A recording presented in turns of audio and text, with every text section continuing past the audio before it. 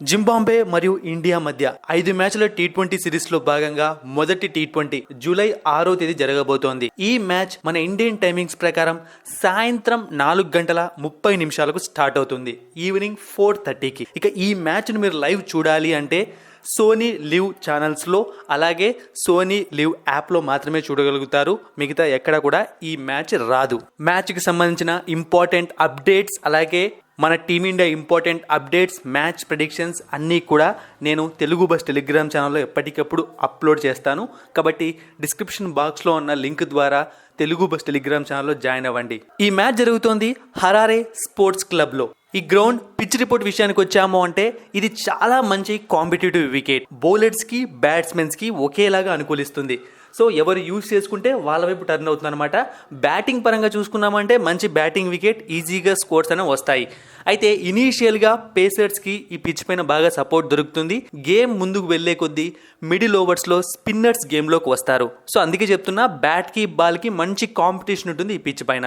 Last 10 matches చూసుకున్నాము అంటే పేసర్స్కి 47 wickets పడితే స్పిన్నర్స్కి 35 వికెట్స్ పడ్డాయి. ఇక ఈ గ్రౌండ్ స్టాట్స్ చూసాము అంటే టోటల్గా 44 మ్యాచ్లు జరిగితే అందులో ఫస్ట్ టైం బ్యాటింగ్ చేసిన టీం 29 మ్యాచెస్లో గెలిచింది, సెకండ్ టైం బ్యాటింగ్ చేసిన టీం 16 మ్యాచెస్లో గెలిచింది. ఇక్కడ యావరేజ్ ఫస్ట్ ఇన్నింగ్స్ స్కోర్ అన్నది 165, యావరేజ్ సెకండ్ ఇన్నింగ్స్ స్కోర్ అన్నది 150 ఉంది. ఇక ఇండియా మరియు జింబాబ్వే మధ్య హెడ్ టు హెడ్ ఫైట్ చూసాము అంటే టోటల్గా 8 మ్యాచ్లు ఆడితే ఇప్పటి వరకు ఇండియా 6 మ్యాచ్లు, జింబాబ్వే 2 మ్యాచ్లు గెలిచింది. అయితే ఈ 2 మ్యాచ్లు కూడా 2015 అండ్ 2016లో గెలిచినవే. మనం చివరిసారిగా వీళ్ళపైన 2022 టీ20 వరల్డ్ కప్ లో గెలిచాము. అయితే ఇప్పుడు మనం 2 టీమ్స్ యొక్క ప్లేయింగ్ 11 విషయానికి వచ్చాము అంటే ఇండియా ప్లేయింగ్ 11.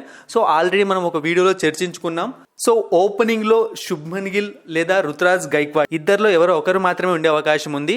అంటే అభిషేక్ శర్మతో కలిసి ఎవరు ఓపెనింగ్ చేస్తారనేది తెలియాలంటే ఒక సస్పెన్స్ లాంటిదే. వస్తే శుభ్మన్ గిల్ రావచ్చు లేదా రుతురాజ్ గైక్వాడ్ రావచ్చు. ఇండియా ప్లేయింగ్ 11 చూసాము అంటే రుతురాజ్ గైక్వాడ్, అభిషేక్ శర్మ, శుభ్మన్ గిల్, రియాన్ పరాగ్, రింకు సింగ్, జితేష్ శర్మ, వాషింగ్టన్ సుందర్, రవి బిష్నాయ్, ఆవేష్ ఖాన్, ముఖేష్ కుమార్, ఖలీల్ అహ్మద్. ఈ టీ20 సిరీస్ అనేది చాలా మంచిగా ఉపయోగించుకుంటే యంగ్ ప్లేయర్స్ అందరికీ బాగా పనికొస్తుంది అనమాట. ఎందుకంటే 2-3 రోజులుగా అందరం మనం డిస్కస్ చేస్తూనే ఉన్నాము. టీ20 టీంలో ఇండియా టీంకి సంబంధించి చాలా మార్పులు జరిగే అవకాశం ఉంది ఫ్యూచర్లో, ఆల్రౌండర్స్ విషయంలో కానీ, ఓపెనింగ్ విషయంలో కానీ, వన్ డౌన్ విషయంలో కానీ.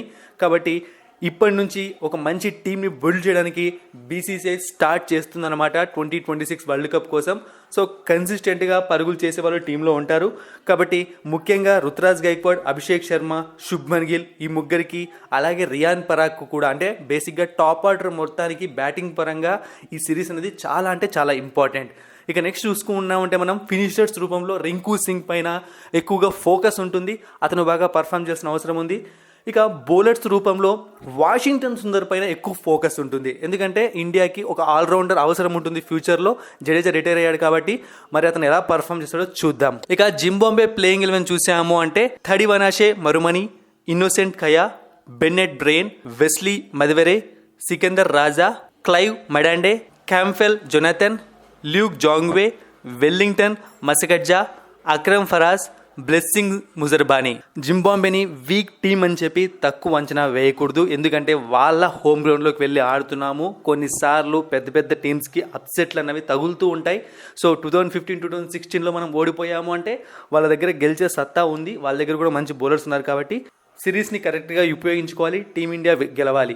ఖచ్చితంగా టీమిండియా గెలుస్తుంది, అందులో డౌట్ లేదు. బట్ మంచి బౌలింగ్, మంచి బ్యాటింగ్తో గెలిస్తే చాలా బాగుంటుంది. మరిన్ని ఇంట్రెస్టింగ్ వీడియోస్ కోసం సబ్స్క్రైబ్ చేయడం మర్చిపోకండి.